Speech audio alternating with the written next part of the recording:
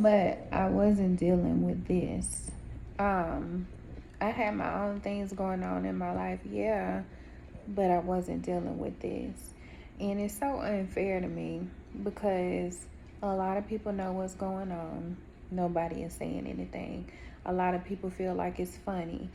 There's a lot of onlookers, even people in my family, people that I don't even know who know me, people who follow me around, stalk me. It's been a lot of gang stalking. People even at my jobs, every job that I've gone to, people know what's going on, but they are not saying anything. Nobody will tell me what is going on. Everybody knows but me. People feel like it's funny. It's not.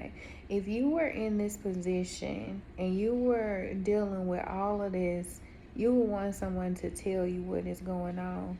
You would want someone to inform you of what you are dealing with, why you are dealing with these things. But instead, people are choosing to laugh about it. People are choosing to say, well, it's not me, so I ain't got to say nothing. People are choosing to say, well, I'm not in it. It's not my business, so I'm going to go on. But you watching somebody deal with something that they do not have to deal with, especially the person who it's his fault. This is his drama. These are his people. His people.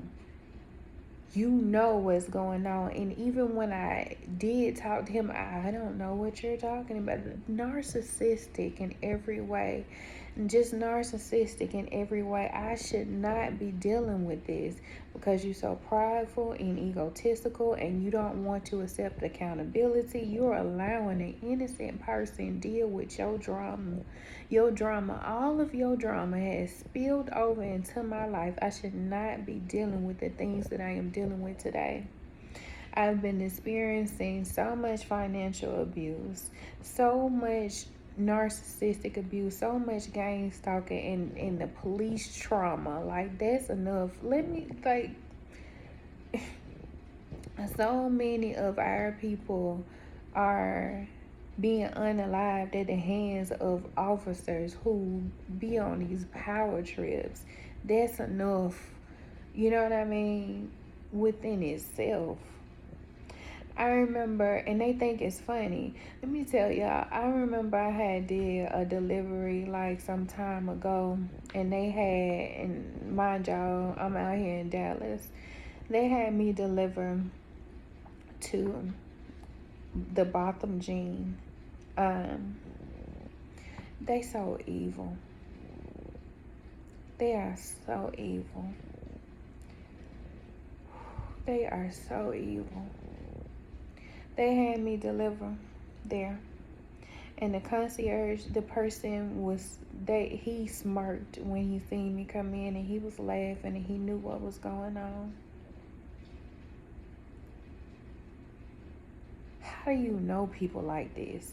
Like, why do you know? I cannot, for the life of me, I can't understand it. Like, why do you know people like this? And then the crazy thing about it is, last time I talked to my ex, and that was during last time I talked to him, he had the nerve to wear a shirt that said Black Lives Matter, and it had one of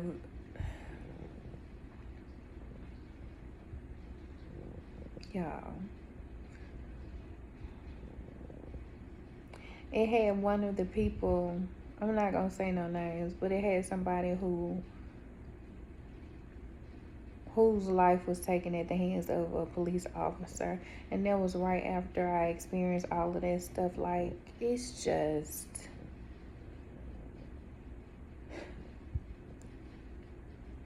how do you put on a shirt? Y'all, people are so evil. People are so evil. These people are so evil. They are. And everybody knows what's going on. but me. Some of the other things that I've been dealing with, it's like they don't want me to be able to take care of myself. One of the things that a narcissist loves to do is hurt your pockets, because they don't want you to have any independence. Your independence is a threat to them. Your independence, you doing well before, after, especially after, before, during, and after, is an issue for them. Some of them target you because they see you doing so well. During the relationship, friendship, what have you, they begin to plot on your finances. They begin to see how they can get in the way of you making money and you taking care of yourself and you having the lifestyle that you want or that you have. And then afterwards, it's like, oh no, there's no way you're going to be doing better after me. There's no way you're going to be doing better and my person wants you. There's no way that you are going to survive. It's like these people have made me homeless for so many years. And I am someone who's extremely independent. I have always had my own. Since I was like, even like fresh out of college, I've always had my own everything. I started working when I was like, I guess you can say like 10, because there was a family business. But then like after that, I say like really 14 years old, and I've always kept a job after that. But I've always been independent. And that's something that like really triggers these people. So some of the things that's been going on is either my hours will get cut short. I will show up to, and these are like places where I've had to drive. Like, I remember when I was in, where was I, in Orlando, and there was a job, like I would pick up shifts like every day. This is when I was homeless. I was living out in my car. And they knew it, and they would watch me, and they would monitor me. When I used to sleep in my car, they used to do donuts around my car. When I was working and I was picking up these shifts, I would like drive. I drove from Orlando to Tampa, and they knew it. And I showed up to the job in Tampa, and the supervisor, she just laughed at me. As soon as I walked in the door, she bust out laughing. They knew the people, they knew the supervisors, they knew that they found it funny. I used to have to clean up nasty hotels, and this is from somebody coming from a pharmaceutical field. I've had my license, my professional license and national certification for 20 years. My pharmaceutical license for 20 years. That my CPHT, I don't know how long I had that, maybe like 10, 15, I don't know, probably about the same, because I don't know, but I've always, and then mind you, with my pharmaceutical license, I didn't go to school for that. I taught myself. Most people go to school for that. I didn't go to school. I studied my ass off. I worked my ass off. And it's not to say that I can't get it again, because I can. Sure, they probably gonna make it hard for me, just like that's another thing. They tried to make it hard for me when I was in Atlanta. They had me jumping through so many hoops to get that license in Atlanta, and I shouldn't have had to. Like, I've never had any issues until these people came into my life. Never had any issues with nothing like this till they came into my life. But with my license, I could still get it again, but yeah, I'm gonna have to pay for it again, study again, all that type of stuff. And the reason why I lost it was because of all of the stress. You have to do CEs and things like that to maintain your license and stuff like that. And I was under so much stress. There was just then the stalker kept popping up at my house. I couldn't concentrate. I was trying to study for that and take my tests, my CEs and stuff. Then it was so much stress, turmoil. It was just so much that I had been dealing with. But I've never not had my license since I've been, practicing.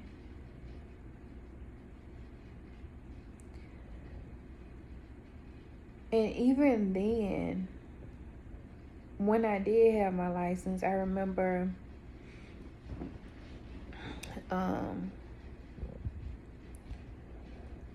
one job I had, and I was making pretty decent money. They didn't want to give me any assignments. And so I would just be, sitting there, and I would reach out to them, and they were like, oh no, well, we don't have anything. Or then it became something where they were giving me defective equipment, and I would have to, everybody else's equipment got delivered, I had to go and pick up mine. And then I was there going up there. I remember like I had to go up there at least like 5 times, and the equipment still never worked. And they tried to get me to do something. That was another setup. They tried to get me like, It's like they've been so hell-bent on tripping me up and stuff and doing things that are illegal. And I'm just like, no, I'm not finna do that. So that job ended. I remember there was also another job where, I think I told y'all about this, where I was working at a hotel and I was cleaning, and I said, the money that I make here, I'm gonna do a remote job. They found out about that because they snoop. They're always invading my privacy. They found out about the company and things like that, and the job that I was doing for the hotel, that ended. So, and it ended as soon as I got the remote job. So where was I going to stay, and how was I going to pay for the hotel? And then I contacted the company, and I told them I could no longer take the job. They still sent the equipment. They're trying to say that the laptop, somebody signed my name for the laptop. Somebody signed for that laptop, and I never received it. And I told them this. And then what's so funny is, it ain't even funny though. When I went to a Walmart, and this guy, and they be having folks follow me and all this type of stuff, but this guy asked me did I want to buy a laptop. I was like, See what I'm saying? It's all kinds of just a random man in the parking lot.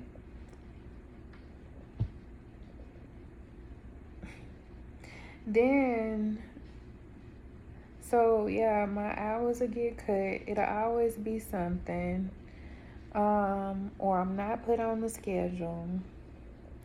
Or I'm sent home.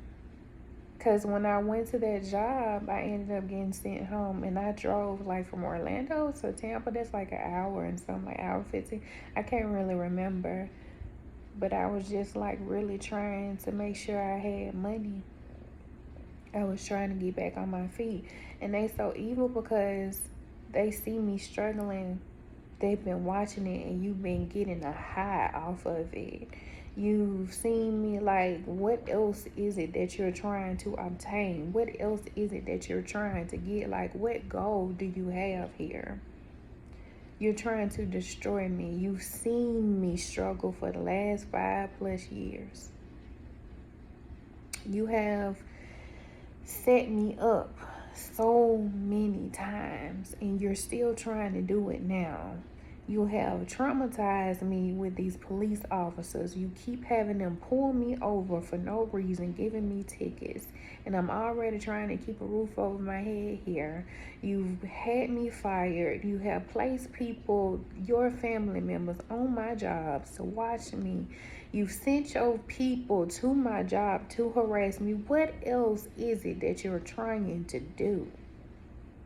Like, at what point are you going to reach satisfaction? Like, when does it end? And I could see if I was just meeting that energy, matching that energy, but I'm not. My focus has been to keep a roof over my head. I've lost cars, I have lost homes, I have lost clothes, shoes, all of my valuable things. Y'all have taken my music, made money off of it, taken my poetry, and you send your people to me to tell me subliminally that you have done so. You've worked with companies to make sure that I can't get my things back, yet I'm making payments on it.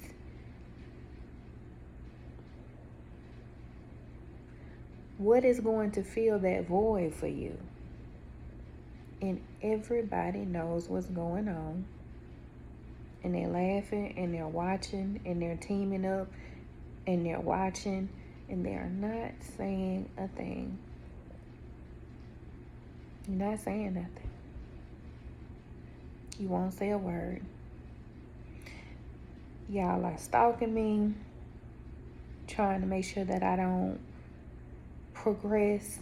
Stalking me to find out, when is she gonna lose this? When is she gonna lose that? When can I take this? When can I take that? Is she gonna find out this? Is she gonna find out that? And I'm dealing with all of this because of somebody else who won't even acknowledge it, won't say nothing, won't help. I should not be dealing with this. These ain't even my people. You made the decision that you made.